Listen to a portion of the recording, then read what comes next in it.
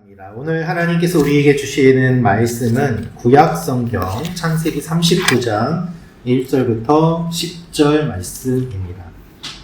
요셉이 이끌려 애굽에 내려가매 바로의 신하 친위대장 애굽 사람 보디발이 그를 그리로 데려간 이스마엘 사람의 손에서 요셉을 산이라. 여호와께서 요셉과 함께 하심으로 그가 영통한 자가 되어 그의 주인 애굽 사람의 집에 있으니 그의 주인이 여호와께서 그와 함께 하심을 보며 또 여호와께서 그의 범사에 형통하게 하심을 보았더라. 요셉이 그의 주인에게 은혜를 입어 섬김에 그가 요셉을 가정 총무로 삼고 자기의 소유를 다 그의 손에 위탁하니 그가 요셉에게 자기의 집과 그의 모든 소유물을 주관하게 한 때부터 여호와께서 요셉을 위하여 그 애굽 사람의 집에 복을 내리심으로 여호와의 복이 그의 집과 밭에 있는 모든 소유에 미친지라. 주인이 다 소유를 다 요셉의 손에 위탁하고 자기가 먹는 음식 외에는 간섭하지 아니하였더라. 요셉은 용모가 빼어나고 아름다웠더라.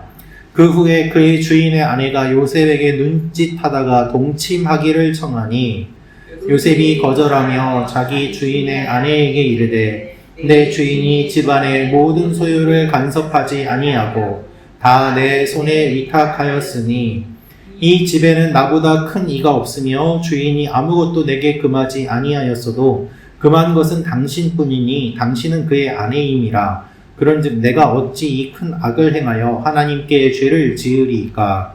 여인이 날마다 요셉에게 청하였으나 요셉이 듣지 아니하여 동침하지 아니할 뿐더러 함께 있지도 아니하니라. 아멘. 오늘은 유혹을 이기는 삶이라는 제목으로 말씀 선포하도록 하겠습니다. 여러분, 우리가 사는 이 세상은요, 많은 유혹이 있습니다. 이 유혹은 나이에 관계없습니다. 젊었을 때는 유혹을 많이 받고 어느 정도 나이가 들고 성숙하면 유혹이 적다, 그런 것 없습니다. 유혹은 모두에게 똑같습니다. 유혹은 성별을 가리지도 않습니다. 남자만 더 유혹을 많이 받고 여자는 적게 받는다, 그런 것 없습니다. 다 똑같습니다. 유혹을 받는 영역이 조금 다를 수는 있겠지만 유혹이 오는 것은 모두에게 똑같습니다. 여러분, 한번 생각해 보셨습니까? 왜 이렇게 유혹이 많을까? 나는 왜 이렇게 유혹을 이기기가 어려울까? 왜 그럴까요? 답은 간단합니다. 유혹이 많기 때문이에요. 유혹이 많으니까 이기기 어렵고, 이 유혹은 이겼다고 하더라도 다른 유혹이 또 금방 찾아오는 것이죠. 그래서 야고보서 말씀은 너희가 시험 받는 것을 이상히 여기지 말지니라 라고 되어 있는데, 여기에서의 시험은 템테이션, 유혹도 포함이 되는데요. 그것이 파도처럼 끊임없이 계속 밀려오기 때문에 유혹을 받는 것은 당연하다라고 이야기를 할 정도입니다. 유혹이 많고 유혹은 강합니다. 처음부터 이 유혹을 받아서 죄를 지은 것 아니겠습니까? 그러니까 엄밀하게 따져보면 죄 이전에 뭐가 있었을까요? 유혹이 있었던 거죠. 유혹을 받고 죄를 지은 것이니까 죄 이전에 먼저 유혹이 있었습니다. 유혹은 강합니다. 그러면 이 유혹은 무엇일까요? 말 그대로 보암직도 하고 먹음직도 하고 지혜롭게 할 만큼 탐스럽기도 한 것인데, 그것만 있으면 내가 달라질 것 같은데, 그것만 있으면 내가 바뀔 것 같은데, 이 많은 유혹을 한마디로 무엇이라고 할 수 있을까? 저는 이 유혹을 한마디로 이렇게 설명드리고 싶습니다. 하나님이 아닌 다른 것으로 채우려는 것, 그것이 유혹이에요. 많은 유혹이 있지만 이 유혹을 결국 한마디로 설명하면 하나님이 이 자리에 채워져야 되는데 다른 걸로 채우려고 하는 게 유혹인 것입니다. 그렇지 않습니까? 하나님이 주신 것이 있는데 그것이 아니라 이 선악을 알게 하는 나무를 먹게 되면 하나님처럼 될 거야. 하나님으로 만족하지 않고 다른 것으로 채우려고 하는 것, 그것이 유혹이 되는 것이죠. 여러분, 갈증이 나면은 뭘 마셔야 될까요? 물을 마셔야 됩니다. 그래야지 삽니다. 근데 목마르다고 바닷물을 마시면은 안 됩니다. 바닷물을 마시면은 죽습니다. 오히려 몸에서 수분이 더 많이 빠져나가고 갈증을 더 많이 느끼고 죽게 됩니다. 우리가 유혹을 계속 받는 이유는 한 유혹으로는 우리가 만족할 수 없기 때문입니다. 이 유혹에 빠졌는데 이걸로 내가 만족을 하는 게 아니라 이 유혹에 빠지면 또 다른 유혹이 찾아와서 나를 다른 것으로 또 이끌어가는 것이죠. 결국 이 유혹을 따라가다 보면 만족함이 없기 때문에 우리는 계속 갈증을 느끼고 계속 유혹을 따라가게 됩니다. 이번에는 괜찮겠지. 이번에는 채워지겠지. 이번에는 채워지겠지. 아니요. 그렇지 않아요. 채워지지 않아요. 하나님으로 채워져야 되는데 다른 걸로 계속 채우려고 하니 채워지지 않는 것입니다. 그래서 우리는 유혹을 피해야 됩니다. 오늘 이 요셉의 이야기를 통해서 우리가 어떻게 해야 되는지 하나님의 마음을 같이 살펴보기를 원하는데요. 창세기 39장 1절부터 3절 말씀을 제가 다시 한번 읽어드리겠습니다.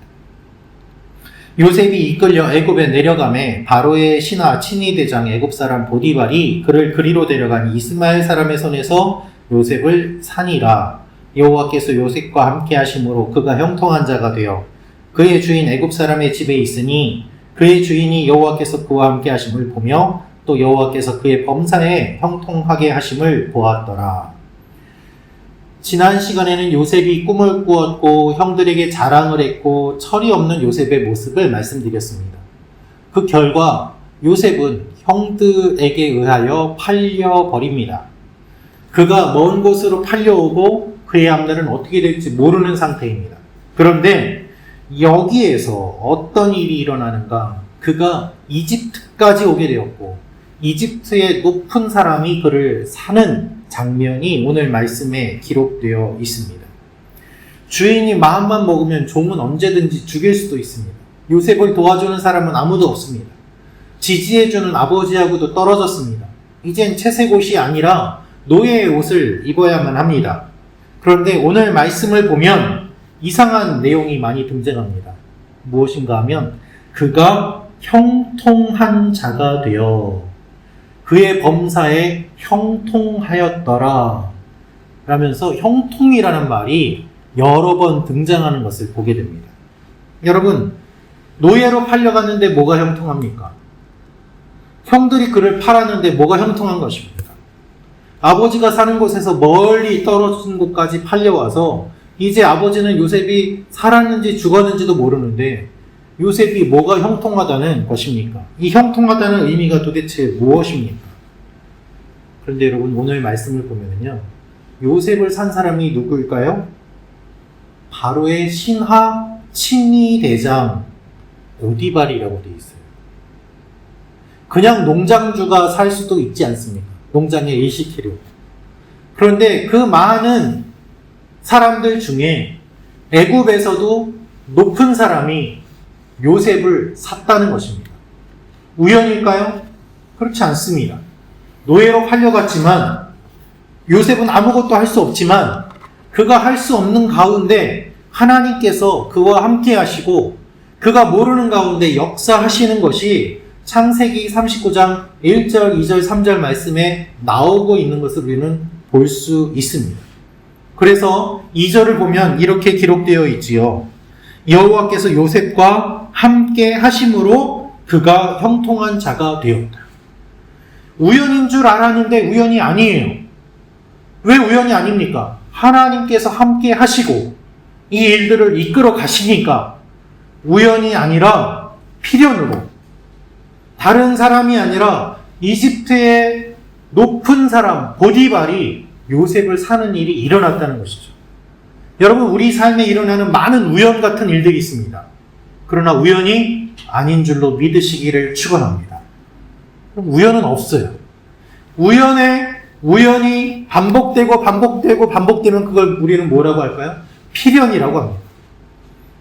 우연처럼 보이는 많은 일들이 있지만 결국 하나님이 인도해 가시고 하나님이 그와 함께 하신다라고 되어 있는 것이죠. 그래서 그가 형통한 자가 되어 라고 표현되어 있습니다. 우리는 알지 못하지만 하나님이 함께 하시고, 우리는 알지 못하지만 하나님이 이끌어 가시고, 우리는 알지 못하지만 이 주인이 요셉을 사게 되었다는 것입니다. 여러분, 우리는 알지 못하지만 하나님이 여러분의 삶을 인도해 가시는 줄로 믿습니다. 우리 자녀들을 붙잡아 주실 줄로 믿습니다. 그럼 어떻게 돼요? 형통하게 된다. 하나님이 함께 하시니까 형통하게 돼요. 형통하다라는 말의 원어를 보니까 번창하게 되다, 성공적으로 이끌다 라는 뜻이랍니다. 번창하게 되다, 성공적으로 이끌다.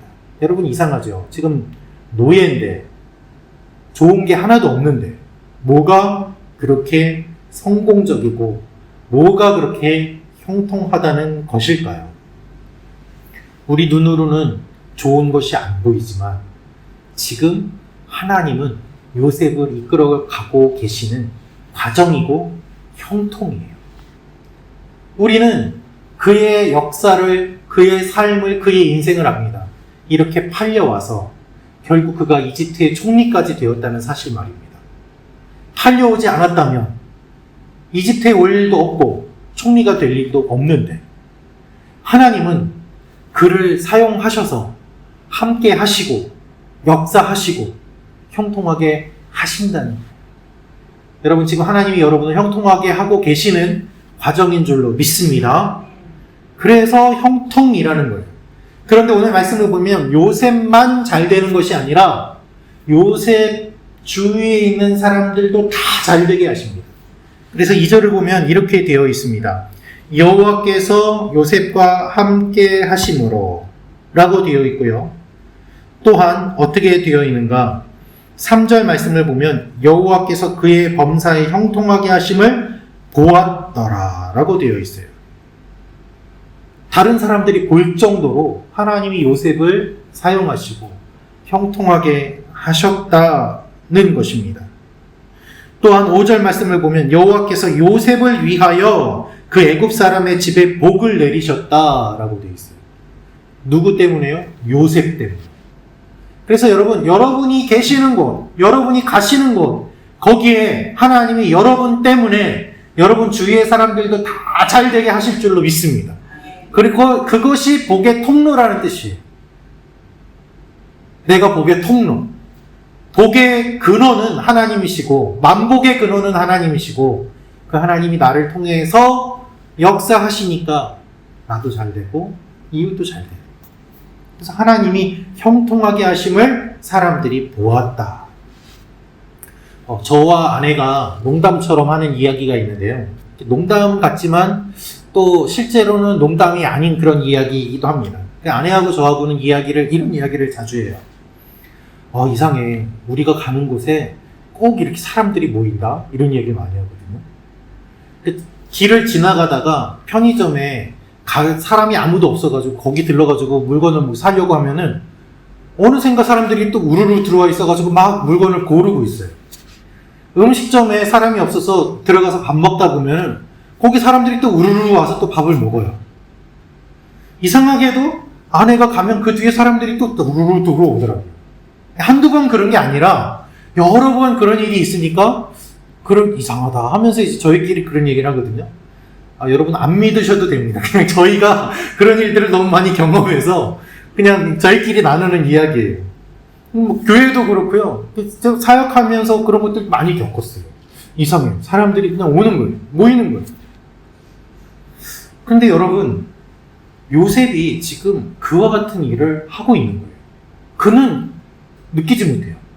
그런데 자기는 느끼지 못하는데 하나님이 그와 함께 하시니까 그가 있는 곳이 다 잘 되고 번성하고 번창하고, 그러니까 오히려 본인은 모르는데 주위 사람이 보고서 와, 네가 있으니까 이렇게 되는구나 라고 알게 되어서 결국 이렇게 사간 주인이 어떻게 합니까? 자기 거를 다 맡겨요. 어떻게 노예한테 다 맡길 수 있겠습니까? 그만큼 그가 신뢰를 받았다는 증거 아니겠습니까? 그 정도로 하나님이 함께 하시고 형통케 하셨다는 것입니다. 여러분, 노예로 팔려가는 게 왜 형통입니까? 종이 되는 게 왜 형통입니까? 성경은 그것이 아니라 하나님이 함께 하시면 종으로 팔려가도 형통하고 넘어져도 복을 받고 일어나도 복을 받고 들어와도 복을 받고 나가도 복을 받고 하나님께서 그렇게 하실 줄로 믿습니다. 여러분도 형통의 사람이 되시기를 축원합니다. 우리 삶에 어려움이 있어도 그것이 곧 형통이에요. 그래서 어려움처럼 보이고 우연처럼 보이는 많은 일들이 있지만 영적인 눈으로 살펴보면 하나님이 이끌어 가시는 일이에요. 한번 우리 고백하면 좋겠습니다. 우리의 만남은 우연이 아닙니다. 아니, 저를 보고 하지 마시고 서로 보고 한번 해보세요. 네. 우리의 만남은 우연이 아닙니다. 네. 할렐루야. 네. 노래 가사가 아니고요. 실제로 그래요. 하나님이 우리 교회의 성도로 만나게 하시고 이 홍콩 땅에서 같이 신앙생활하게 하시고 같이 기도하게 하시고 시간을 보내게 하시고 믿음의 형제 자매로 지내게 하신 거 우연 아니에요. 어떻게 우연이라고 할 수 있겠습니까? 하나님의 은혜요 인도하심인 것입니다. 그런데 이러한 요셉에게 위험이 찾아옵니다. 유혹이 찾아옵니다. 우리 6절부터 9절 말씀 같이 읽도록 하겠습니다. 시작. 자기가 먹는 음식 외에는 간섭하지 아니하였더라. 요셉은 용모가 빼어나고 아름다웠더라. 그 후에 그의 주인의 아내가 요셉에게 눈짓하다가 동침하기를 청하니 요셉이 거절하며 자기 주인의 아내에게 이르되 내 주인이 집안의 모든 소유를 간섭하지 아니하고 다 내 손에 위탁하였으니 이 집에는 나보다 큰 이가 없으며 주인이 아무것도 내게 금하지 아니하였어도 금한 것은 당신뿐이니 당신은 그의 아내임이라. 그런즉 내가 어찌 이 큰 악을 행하여 하나님께 죄를 지으리이까. 아멘. 보디발이 요셉에게 자신의 모든 것들을 맡기는데요. 하나님이 보디발에게 복을 주십니다. 5절을 다시 한번 읽어보겠습니다. 제가 읽어드리겠습니다. 그가 요셉에게 자기의 집과 그의 모든 소유물을 주관하게 한 때부터 여호와께서 요셉을 위하여 그 애굽 사람의 집에 복을 내리심으로 여호와의 복이 그의 집과 밭에 있는 모든 소유에 미친지라. 먼저 이 소유물을 맡기니까 하나님이 복을 주셔서 잘 되게 하신 거죠. 만약에 요셉에게 맡겼는데 요셉이 이걸 잘 못하면 더 어려움을 겪지 않겠습니까? 그런데 믿고 맡기니까 요셉에게 하나님이 함께 하시고 요셉 때문에 복을 주시는 일이 일어납니다. 그래서 이 복을 보디발이 받게 되었다는 것입니다. 여러분 복 받기 원하십니까? 여러분이 복을 받으시기를 축원합니다. 내가 복을 못 받는 것 같으면 어떻게 해야 될까요? 복 받는 사람 옆으로 가십시오. 복 받는 사람을 쓰십시오. 그럼 됩니다. 보디발은 그냥 우연히 요셉을 샀을 뿐인데 요셉 때문에 복을 받지 않습니까? 이것이 영적인 원리죠. 그런데 여기에서 문제가 생깁니다. 보디발의 아내가 요셉에게 눈짓을 하였다. 처음에는 눈짓을 하다가 같이 자자고 요청을 합니다. 여러분, 우리가 이 말씀을 읽을 때 요셉이 성적인 유혹을 받았다 이렇게 생각하기가 쉬운데요. 조금만 더 생각을 해보면 이것은 단순한 유혹이 아닙니다. 매우 심각한 일입니다. 왜 그럴까요? 처음에는 눈짓을 하다가 같이 자자고 요청을 하는데 이것은 단순한 성적인 유혹이 아니고요. 권력의 문제예요. 이 여주인은 누구입니까? 권력자입니다. 요셉보다 센 사람이에요. 주인이에요. 마음만 먹으면 요셉의 생사 여타를 주관할 수 있는 그런 존재라는 뜻입니다.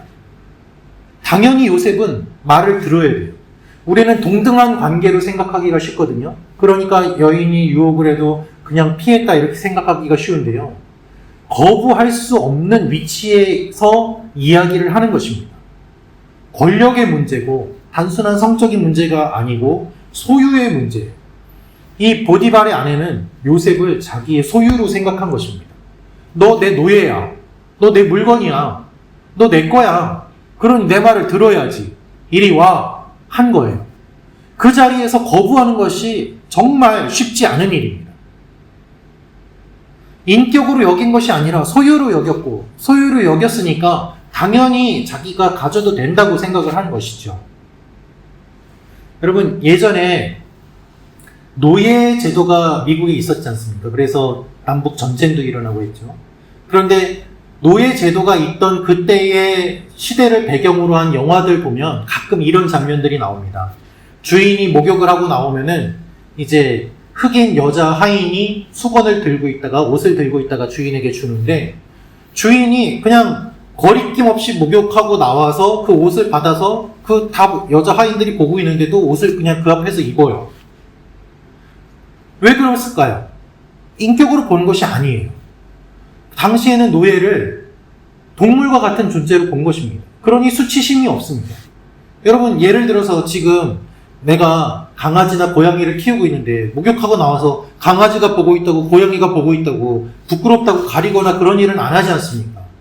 당시에 노예를 대하는 사람들의 태도가 그와 같은 마음이었다는 것이죠.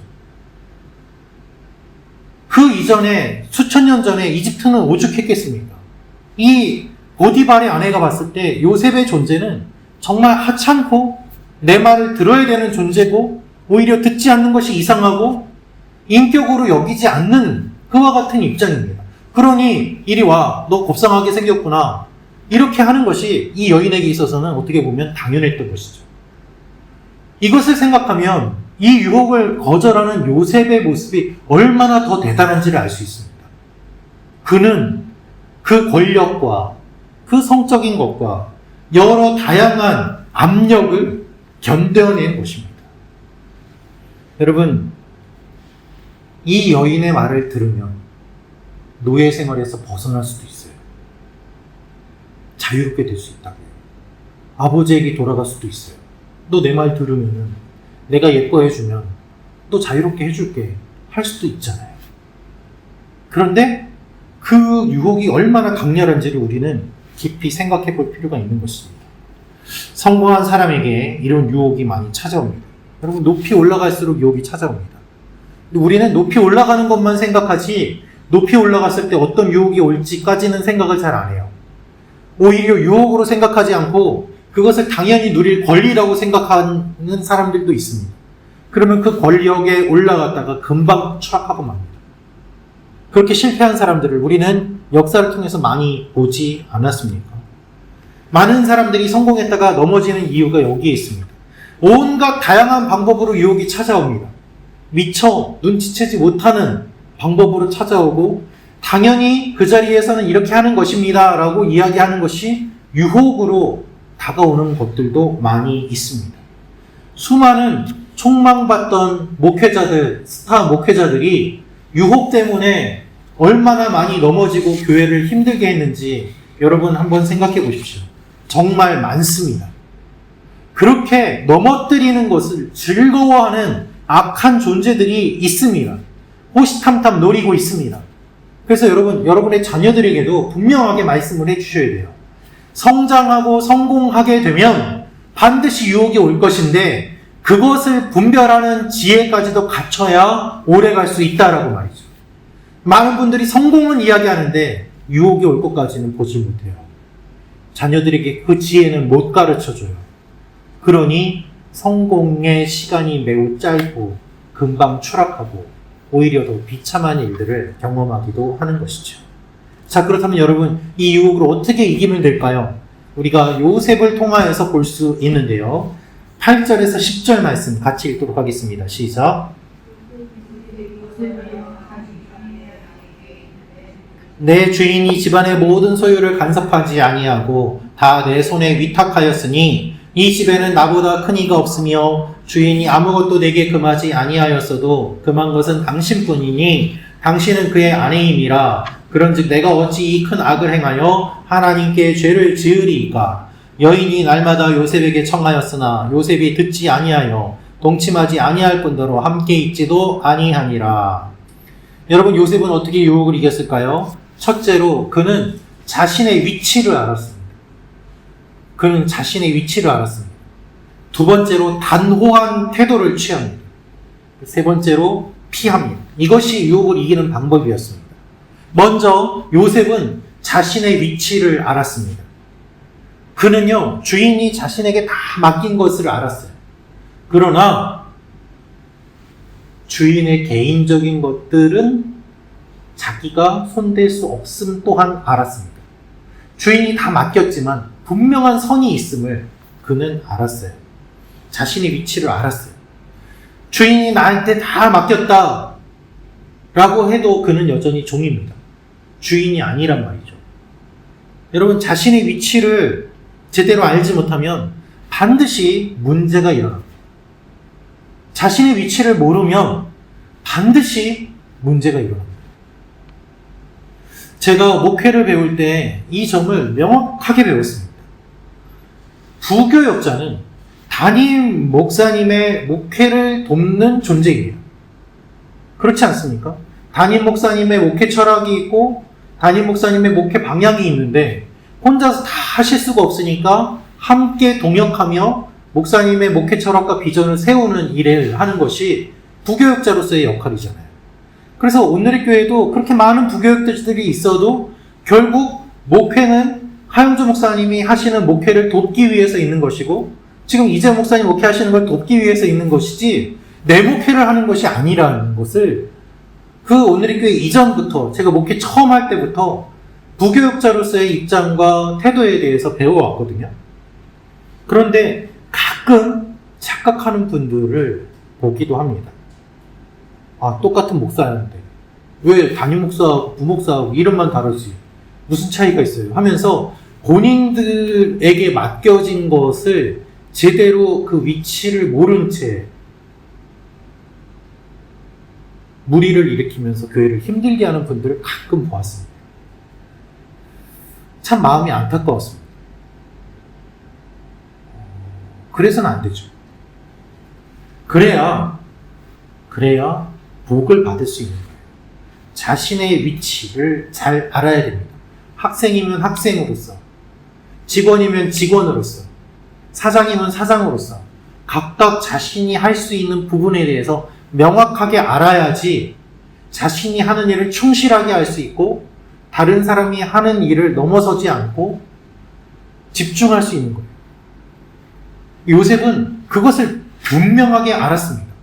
이렇게 이야기하지 않습니까? 내 주인이 집안의 모든 소유를 간섭하지 아니하고 다 내 손에 위탁하였으니 자기에게 맡겨준 걸 알아요. 이 집에는 나보다 큰 이가 없으며 그것도 알아요. 그러나 그는 이렇게 이야기합니다. 당신은 그의 아내임이라 하면서 자기가 어디까지 해야 되는지를 명확하게 알고 있는 것이죠. 두 번째로 요셉이 어떻게 유혹을 이겼는가? 그는 단호한 태도를 취합니다. 단호한 태도를 취합니다.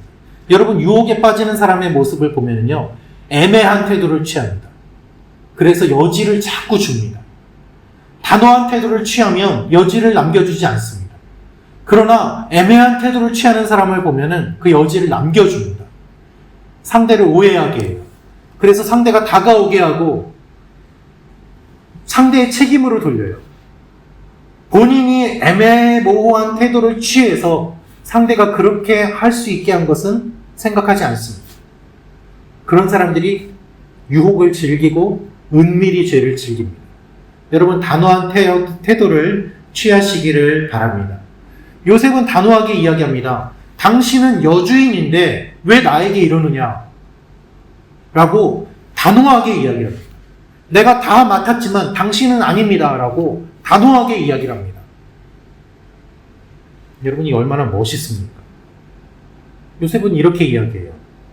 내가 어찌 이 큰 악을 행하여 하나님께 죄를 지으리까? 단호하게 이야기합니다. 나 하나님 앞에 죄 못 짓습니다. 안 됩니다. 단호하죠. 여러분, 여러분에게 이 유혹이 오십니까? 이 유혹 앞에서 애매모호한 태도를 취하지 마시고 단호하게 태도를 취하시기 바랍니다. 나 죄 못 짓습니다. 나 하나님 앞에 죄 안 지을 겁니다.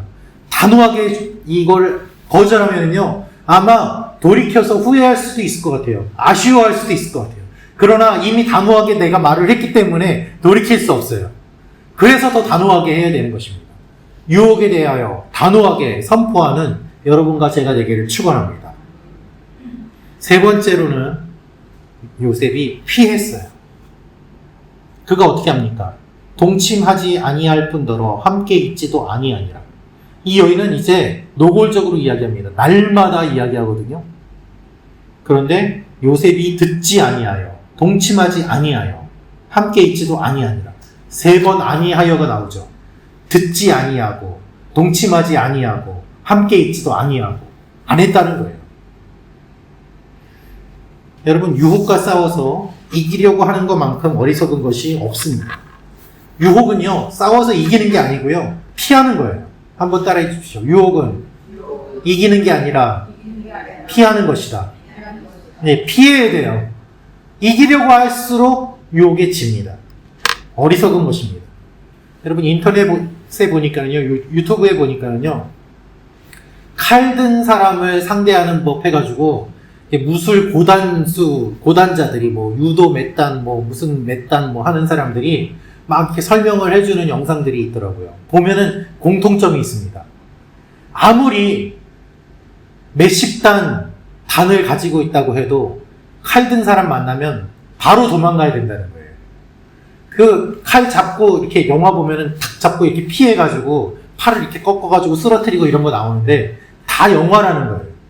실제로는 그렇게 하면은 큰일 난답니다.